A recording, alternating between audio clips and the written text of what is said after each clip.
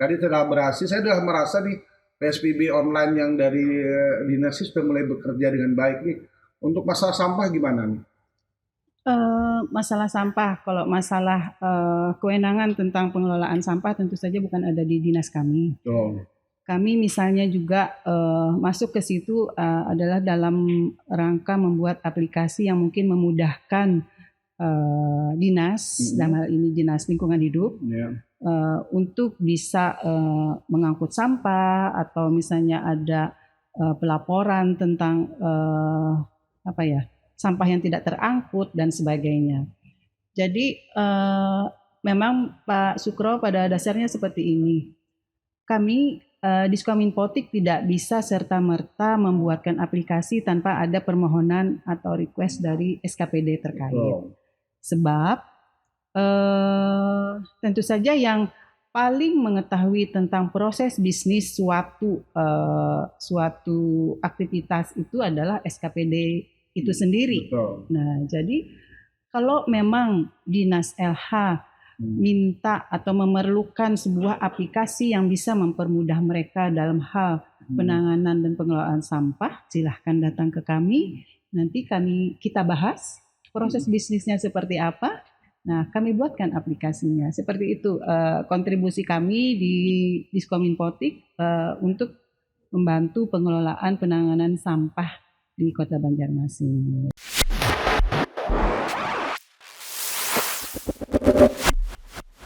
Ngobrol bersama Sukro. Assalamualaikum warahmatullahi wabarakatuh. Jumpa lagi bersama Sukro, ngobrol bersama Sukro. Kalau ingat Sukro, di mana tugasnya pasti tahu lah warga kota. Sekarang tugasnya di anggota Dewan Kota Banjarmasin. Yang pasti tugas Dewan ini kan harus bersinergi ini dengan pemerintah kota. Karena kota kita ini sudah tua, tidak boleh ada perdebatan tanpa dasar, dan kita membangun untuk kemajuan Kota Banjarmasin. Alhamdulillah di tamu kita hari ini seorang wanita yang saya sudah mengenal dia sejak peristiwa banjir melanda Kota Banjarmasin awal 2021. Bagaimana kerja dia mengkoordinasikan dan mencoba mengadministrasikan masalah. Nah, kepercayaan ini ternyata seorang, nanti kenal aja lah publik siapa namanya, kenapa jadi diandak di dinas yang hari ini menjadi informasi yang ditunggu-tunggu masyarakat Kota Banjarmasin. Apa fungsinya dan bagaimana hari ini bisa menjalankan, katanya Pak Wali ada punya program Smart City. Nah, silakan Ibu Windy, saya memanggilnya Ibu Windy, tapi saya lebih cocok memanggil Mbak Windy karena masih muda lah. Ya. Silakan. Assalamualaikum warahmatullahi wabarakatuh. Terima kasih banyak Pak Sukrowardi, anggota Dewan dari Komisi 4 ya sekarang Pak? Ya, saya sekarang Komisi 4. Sekarang Dulu Komisi kita ketemu 4. di Komisi 3 di Komisi 3 kita ketemu waktu masih mengurus infrastruktur ya. Betul. Ya, waktu itu saya dipercayakan, diamanahi jadi PLT Kadis PU. Ya, jadinya kita ketemu di Komisi 3. Betul. Sekarang saya dapat amanah baru menjadi lebih tepatnya sejak Agustus 2021 menjadi Kepala Dinas Kominfotik Kota Banjarmasin. Jadi di Kominfo itu ada 3 urusan.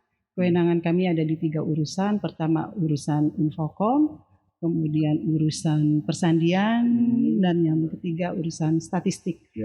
Nah, jadi saat ini memang rata-rata kabupaten, kota, daerah itu diarahkan oleh pemerintah pusat dalam rangka bertransformasi digital. Betul. Itu untuk menjadi sebuah kota yang cerdas, kota yang smart, yaitu smart city kita mengenalnya. Jadi di dalam periode kedua Pak Wali Kota Ibnu Sina dan Wakil Wali Kota Pak Arifin Nur, smart city itu menjadi ruhnya visi misi beliau berdua. Jadi misi beliau itu adalah penjabaran dari 6 dimensi Smart City. Oleh karena itu, misi Smart City dalam hal ini menjadi sebuah tanggung jawab dan target dari seluruh SKPD yang ada di Pemko Banjarmasin. Sebab sama-sama kita ketahui, visi misi wali kota terpilih itu menjadi dasar untuk RPJMD, kemudian menjadi dasar untuk Renstra seluruh SKPD. Oleh karena itu, Smart City menjadi target, menjadi pencapaian Smart City menjadi target dan tujuan seluruh SKPD di Pemko Banjarmasin, tidak hanya Diskominfotik. Oke. Sudah tahu gambaran singkat apa sih tugas Kominfo ini. Nah, sekarang kan hari ini kita udah merasakan nih bahwa penerimaan siswa berbasis online SD ya, SMP yang di kewenangan Dinas Pendidikan seperti tidak problem nih. Apakah sudah ada perannya nih Bu Windy dalam hal problem ini? Nggak ada lagi nih orang komplain tentang masalah pendaftaran, karena dulunya katanya servernya lah kurang, laptopnya kurang. Apa karena Windy dan kawan-kawan sudah berkolaborasi dengan Dinas Pendidikan, tidak ada problem nih hari ini kira-kira? Bisa disampaikan nggak? Sudah sejauh mana komunikasi dengan SKPD tentang masalah berbasis digital ini? Oke, jadi sekarang SKPD daerah itu diarahkan untuk melakukan pelayanan berbasis digital. Betul. Seluruh pelayanan yang ada di SKPD, entah itu tadi di Disdik untuk penerimaan murid baru, untuk pencatatan penduduk di Dukcapil dan sebagainya, untuk misalnya di Dinas Kesehatan, untuk pelayanan masyarakat untuk berobat di puskesmas dan sebagainya. Itu untuk pelayanan publik, begitu juga untuk pelayanan pemerintahan. Nah, itu diarahkan untuk dikerjakan oleh Diskominfotik dalam hal pembuatan aplikasinya. Dalam hal pembuatan aplikasi. Jadi seluruh SKPD yang ada di Pemko Banjarmasin itu meminta bantuan ke kami sebagai SKPD yang punya kewenangan di situ untuk membuatkan aplikasi sesuai kebutuhan mereka dalam hal untuk pelayanan publik dan pemerintahan. Nah, jadi kami memiliki tim programmer yang kami rekrut untuk membantu kami membuat aplikasi-aplikasi yang dibutuhkan oleh SKPD. Apa namanya aplikasi yang sudah diluncurkan kemarin? Subatik ya? Baapik itu untuk yang Dinkes. Ada lebih 40 aplikasi yang sudah dibuat oleh tim kami. Kemudian kami juga diberi tugas oleh Pak Wali, bagian dari 3 program strategis beliau, yaitu untuk membuat sebuah super aplikasi sebagai wadah bagi seluruh aplikasi yang kami buat itu untuk bisa dengan mudah digunakan oleh masyarakat Kota Banjarmasin. Sehingga mereka tidak perlu lagi mendownload, menginstal satu persatu aplikasi-aplikasi yang dibutuhkan. Akan tetapi cukup satu aplikasi yang barusan di-launching tanggal 23 Juni kemarin, pada saat setahun peringatan kepemimpinan Pak Ibnu dan Pak Arifin. Yaitu aplikasi Banjarmasin Pintar. Jadi Banjarmasin Pintar itu salah satunya termuat aplikasi tentang pendidikan tadi ada. Pendidikan ada, Baapik untuk yang Dinkes, seluruh SKPD yang aplikasinya dibuat oleh kami di Kominfo itu ada di situ. Oke, ini kan sudah tahap demi tahap sudah melakukan perubahan ke arah yang lebih digitalisasi. Dari aplikasi yang diluncurkan, kira-kira minat orang untuk gabung di sana ada nggak tim yang melakukan evaluasi lah? Di mana yang peminatnya lebih banyak? Karena tadi kan ada kemudahan, cukup satu aplikasi ada semuanya sudah terendorse di situ, masalah kesehatan, masalah apa. Karena jujur publik kami dua Windy ini sudah pernah langsung ke Kota Bogor ya waktu itu ya. Iya. Kita Kota Bogor yang Ari Bima itu kan terkenal dengan wali kota IT ya dari awal, karena dia ahli dari teknologi. Makanya kita tertarik waktu itu ketika pandemi COVID-19, Banjarmasin ini terukur juga datanya katanya. Namun bagaimana masyarakat sekarang sadar berobat mendekati puskesmas itu pakai aplikasi apa tadi Mbak Apik? Sudah seberapa jauh peminat atau orang tahu tentang program itu? Karena saya diskusi dengan Pak Ibnu Sina waktu itu bahasanya sih masih belum optimis karena orang tidak tahu dan ingin datang terus bertatap muka padahal sudah ada itu. Nah, ini gimana nih evaluasinya sekarang itu? Iya, jadi Pak Sukro, permasalahan umum ada di seluruh Indonesia sebenarnya ini Ya, adalah terkait literasi digital masyarakat. betul. Literasi digital masyarakat kita itu tergolong masih rendah. Betul. Jadi adalah PR besar bagi kita, termasuk di Kota Banjarmasin, bagaimana untuk meningkatkan literasi digital masyarakat. Betul. Artinya kita sebagai terutama kami di Kominfo sebagai yang membuat aplikasi, tentu saja ingin agar aplikasi kita itu dipakai dan bermanfaat bagi masyarakat. Betul. Artinya kita bagaimana caranya agar masyarakat itu menggunakan. Menggunakan artinya mereka tahu dulu. Betul. Tahu, kemudian tahu bahwa itu ada, kemudian tahu bagaimana menginstal, bagaimana menggunakan. Nah, itu artinya kita perlu sosialisasi. Sosialisasi yang masif yang harus kami lakukan saat ini. Nah, kemudian kami sendiri sebenarnya belum bisa mengukur seberapa siap sih Kota Banjarmasin untuk bertransformasi digital. Oleh karena itu kami barusan juga melakukan penandatanganan kesepakatan bersama dengan ITB. ITB punya sebuah program yang bisa mengukur kesiapan daerah dalam melakukan transformasi digital. Jadi mereka akan mensurvei baik itu di pemerintahan maupun di masyarakat seberapa siap sih masyarakat Kota Banjarmasin untuk bertransformasi digital.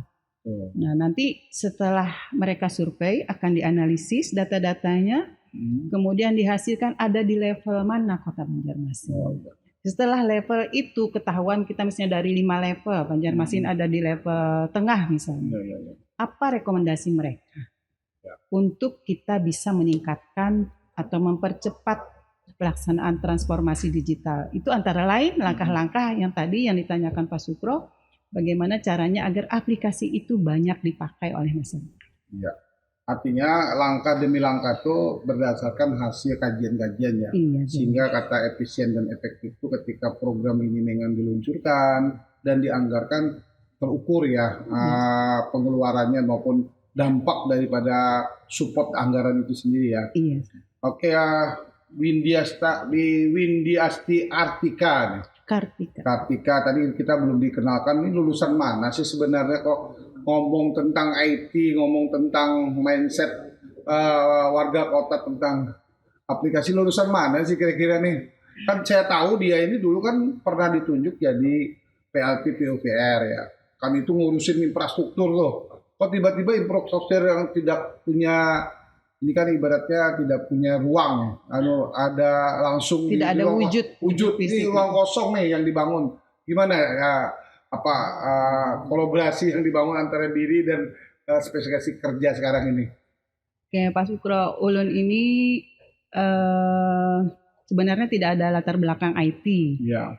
Tapi kan kalau Ulun prinsip bahwa kalau sudah di level eselon 2 itu lebih ke manajerial. Jadi bagaimana kita bisa memanage sumber daya yang ada di dinas kita, dalam hal ini dari sekretaris, dari bidang, dari kasih dulu kan ya. Nah, bagaimana kita memanage mereka, sumber daya manusia yang ada di instansi kita untuk mencapai tujuan organisasi. Jadi tidak mesti berlatar belakang yang sama dengan ini.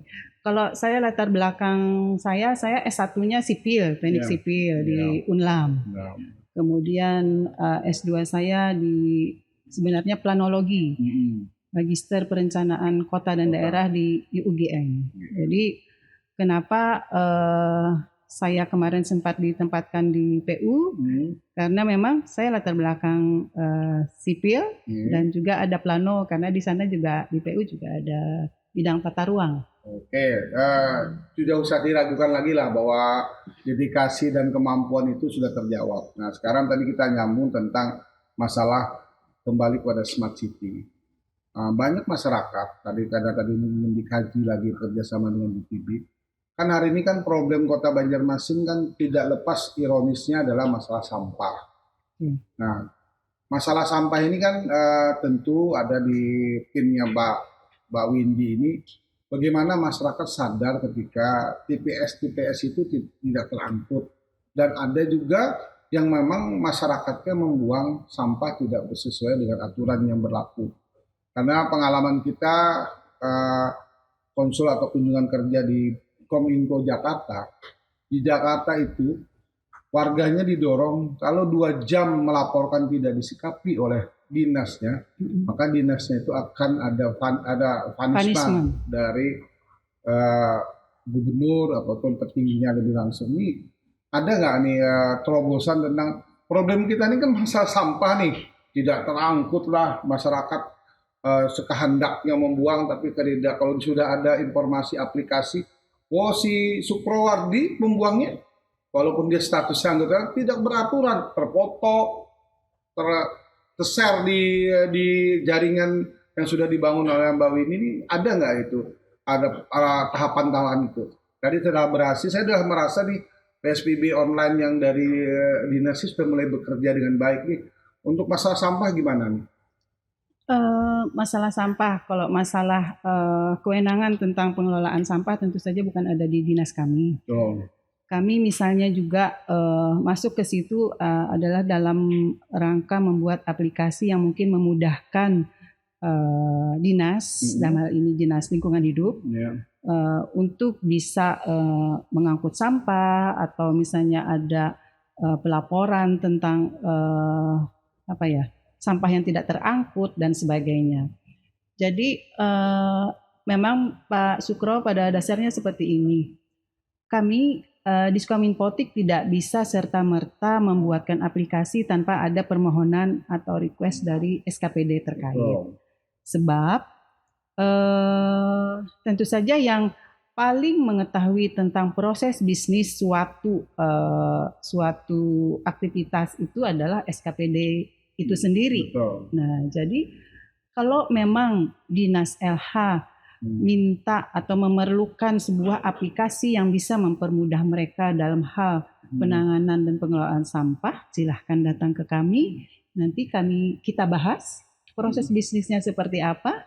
Nah, kami buatkan aplikasinya. Seperti itu kontribusi kami di Diskominfotik untuk membantu pengelolaan penanganan sampah di Kota Banjarmasin. Jadi polanya Mbak Windy ini dan kawan-kawan sudah siap ya perangkat itu untuk ketika SKPD dikasih tahu, ayo program ini bagus untuk datang dan kita coba rumbukan apa yang bisa kita capai dalam aplikasi itu ya. Tentu saja inisiatifnya ada di SKPD, sebab mereka yang mempunyai kewenangan di situ. Kebutuhan itu ya. Iya.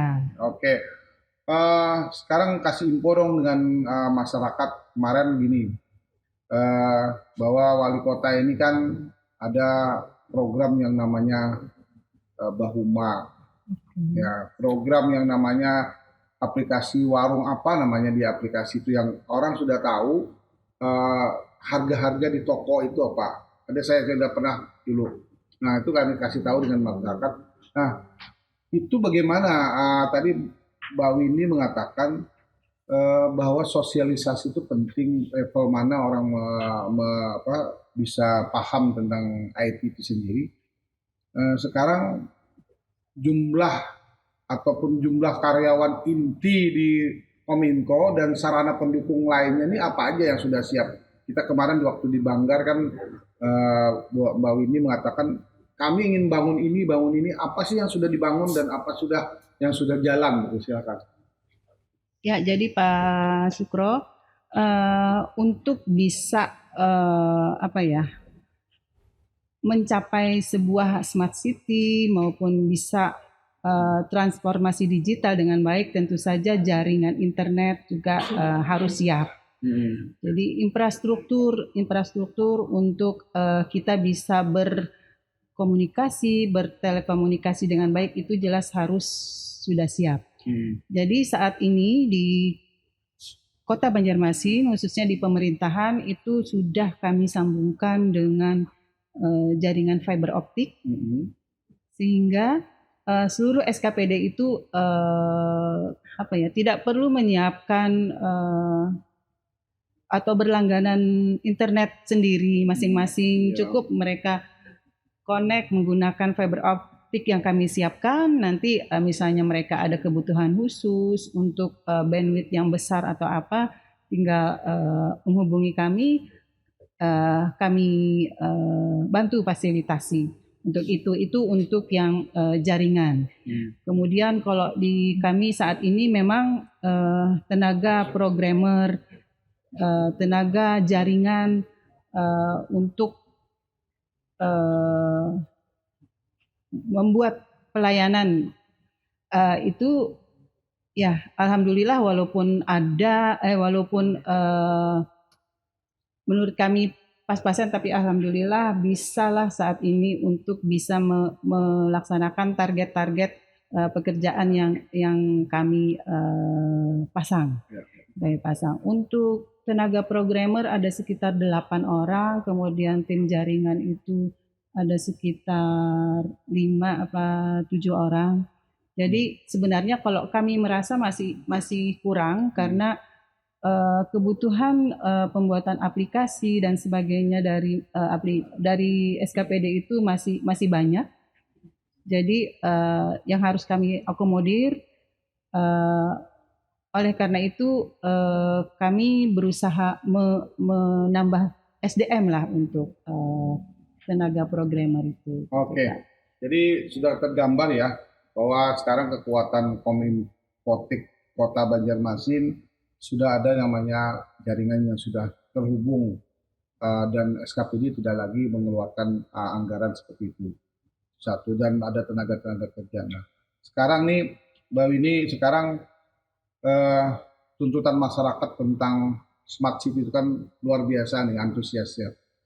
Bahkan kita hendak membuat program misalnya komunitas-komunitas yang tentu akan mendorong bahwa orang melek itu kan tergantung kekuatan komunitas. Nah ada nggak program-program yang pembentukan komunitas dari Kominfo itu untuk ayo kita nih anak-anak muda, orang-orang yang peduli tentang Kota Banjarmasin, bentuk komunitas, daftar ke Kominfo. Nanti teman-teman Mbak Winnie timnya akan memberikan informasi sosialisasi. Ada aplikasi yang bisa dimasuki oleh kalian-kalian untuk bisa disosialisasikan. Karena gini Mbak Winnie, di Kementerian Kesehatan program digitalisasi tentang telemedicine dan telefarma bisa berhasil apabila komunitas yang sudah ada dibentuk menyampaikan kepada komunitas yang belum tahu untuk menyampaikan bahwa aplikasi itu ada.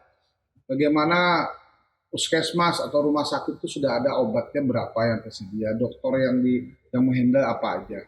Nah, kira-kira langkah membentuk ataupun kerjasama dengan komunitas tadi kan kelihatan bahwa ini kan hanya kerjasama yang formal aja, yang informal nih langkah-langkahnya kemana nih?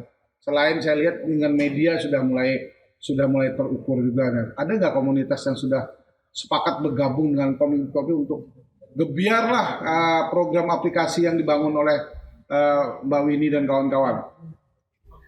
Pak Sukro, ini jadi suatu ide baru sebenarnya bagi kami. Ya. Jadi kalau terus terang untuk membentuk komunitas yang terkait komunikasi itu belum ada. Ya. Cuman untuk memfasilitasi sebenarnya kami punya wadah yang namanya Plaza Smart City.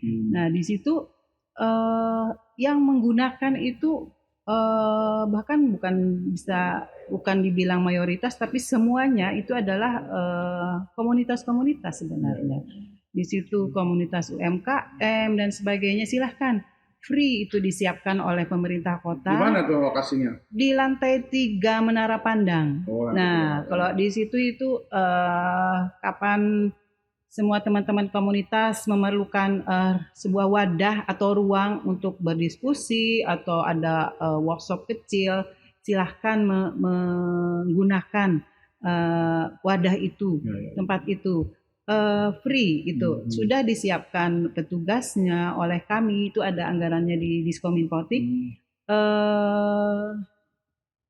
Silahkan membuka, ada akun IG-nya ada untuk mendaftar. Soalnya antri sebenarnya di situ banyak yang ini kan. Tapi sudah ada ya, tinggal Sudah ada, cuman memang tadi yang untuk perlu di komunitas manajemen ini ya. komunitas yang komunikasi memang belum ada, tapi itu jadi suatu ide baru bagi kami untuk kami melihatnya itu sebagai suatu kesempatan untuk membantu kami untuk mensosialisasikan tadi Pak Sukro, sosialisasikan apa yang sudah kami buat, apa agenda kami dan sebagainya. Oke. Sudah kelihatan dan tergambar. Nah, sekarang nih detik-detik kita sudah akhiri, tentu ada yang sudah aplikasi jalan, yang sedang berjalan. Tadi saya tanyakan aplikasi yang sedang diminati apa aja. Nah, ini kan perlu evaluasi. Dan karena saya tadi menyinggung tentang sampah, karena di situ ada teman saya sudah membuat aplikasinya juga, namanya Komunitas Bank Sampah. Bikes ya. Nah, Bikes ini yang juga isinya digarap oleh anak-anak muda juga itu. Nah, sekarang kira-kira supaya ada sebagai kebanggaan dari pemerintah kota, yang tentunya juga dewan, yang sudah jalan dan sudah peminatnya banyak, dan sudah tadi kan kita baru tahu nih bahwa ada plaza di Barat, baru tahu saya, karena terus terang saya sering ke sana itu kalau tidak ada aktivitas, kenapa harus ke sana kan? Oh, ternyata ketika pandemi wajar itu sepi. Nah, sekarang kan ya harus dihidupkan lagi lah, bahwa itu ada satu event-event yang setiap Sabtu atau Minggu liburan itu, di situ kan sumber inspirasi bagi anak-anak muda. Setiap hari ada agenda. Oke. Kira-kira list apa aja nih yang sudah jalan aplikasi dan sudah diminati oleh warga kota, khususnya pemerintah kota, dan seluruhnya memudahkan mereka. Karena hari ini semuanya berbasis IT, apapun, baik itu keuangan, ya, apapun perencanaan pembangunan, kalau tidak sesuai dengan program atau yang dimasukkan di base data itu tidak akan bisa terakomodir. Nah, gimana nih, Bu? Iya. Kalau aplikasi-aplikasi yang mungkin lumayan banyak dibuka oleh masyarakat itu mungkin aplikasi pelayanan publik yang ada di kecamatan, yang ada di Capil, Pak Sukro. Tapi memang seperti yang sempat disinyalir oleh Pak Wali sendiri, bahwa ya karena literasi digital kita itu masih rendah, kadang masyarakat ini masih kurang yakin bahwa apa yang mereka lakukan melalui online ini istilahnya sudah misalnya untuk pendaftaran, bahwa mereka sudah benar-benar terdaftar. Tapi mereka belum yakin, jadi harus datang sendiri langsung ke kantornya, misalnya yang urusan Capil dan sebagainya. Padahal kan kayak Capil itu sudah menyiapkan layanan sampai diantar, dikirim yang kartu keluarga dan sebagainya, cukup kita mengisi data secara online, nanti dikirim kartunya ini melalui surat ke rumah. Nah, kadang masyarakat masih belum yakin, jadi masih harus merasa perlu datang langsung untuk memastikan. Itu tantangan kita untuk bisa mengcover itu semua. Iya. Nah, kita tahu lah nanti Indonesia, bahkan kita kan terjadi demografi kependudukan. Iya. Usia produktif ini kan sasaran kita untuk bisa menjadi leader-leader baru dari sebuah aplikasi yang dibangun. Nah, sekarang Win, karena ini kan Kominfo ini kan rohnya kepemimpinan, program rohnya kepemimpinan Ibnu Arifin.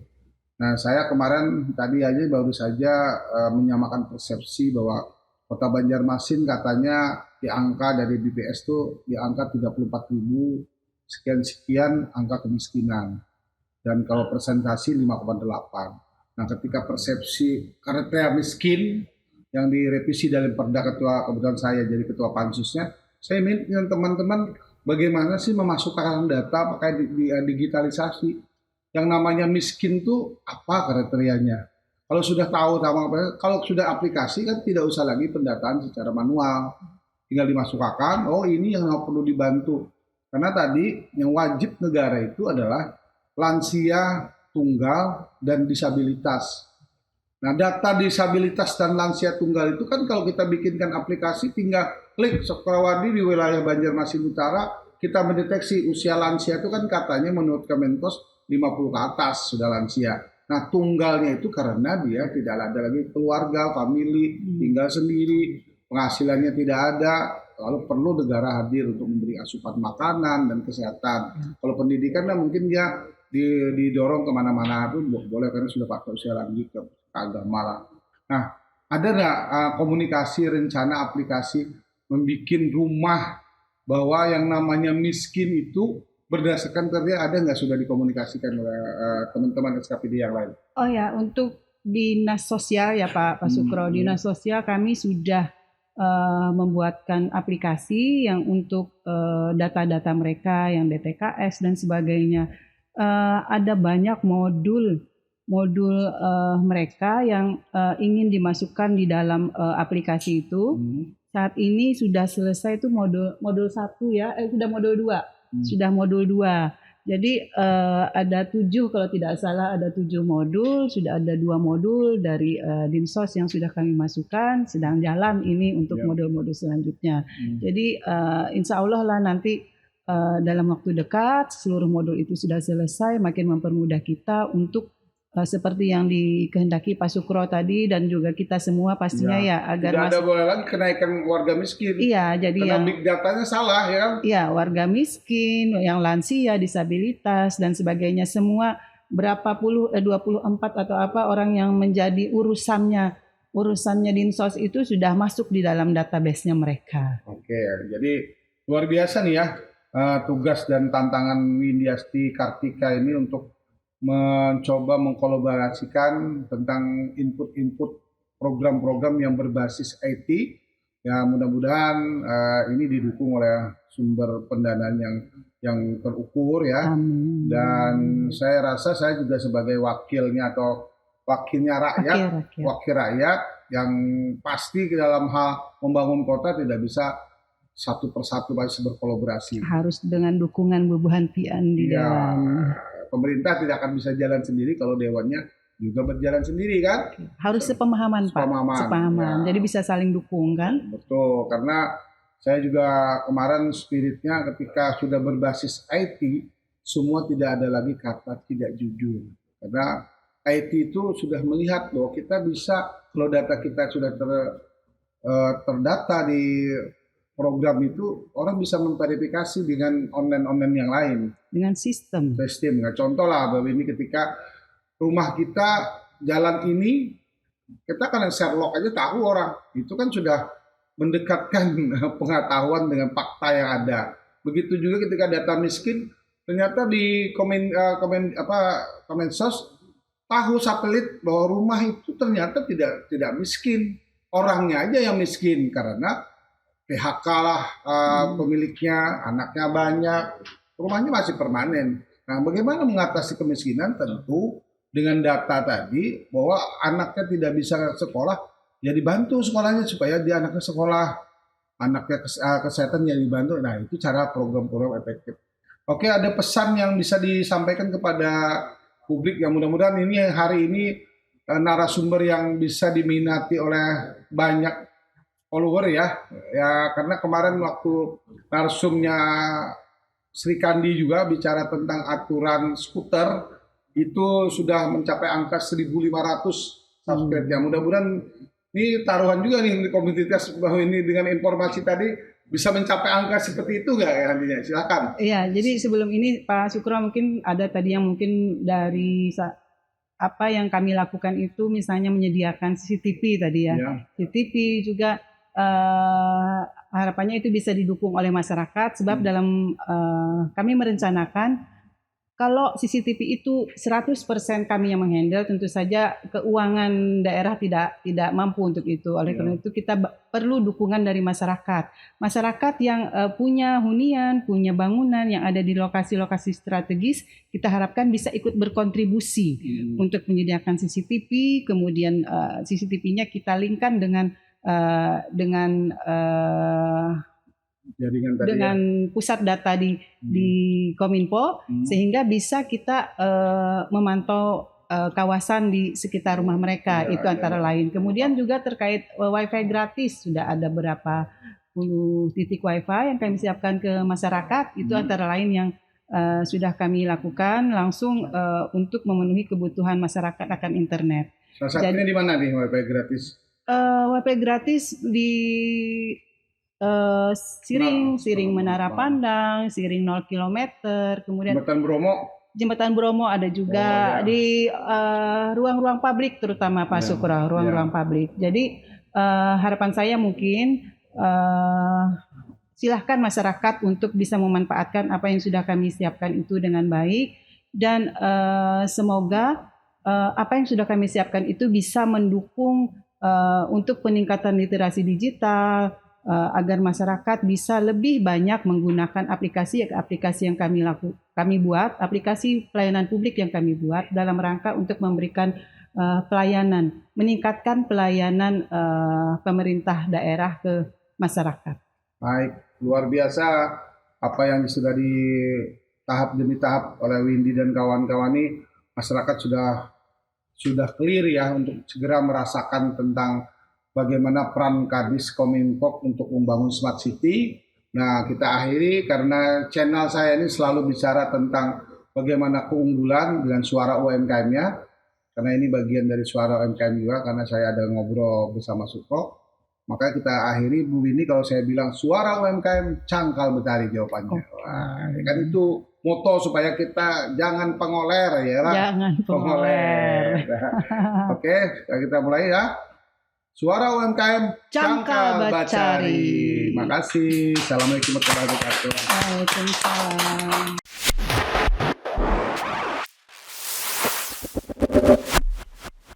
Ngobrol bersama Sukro.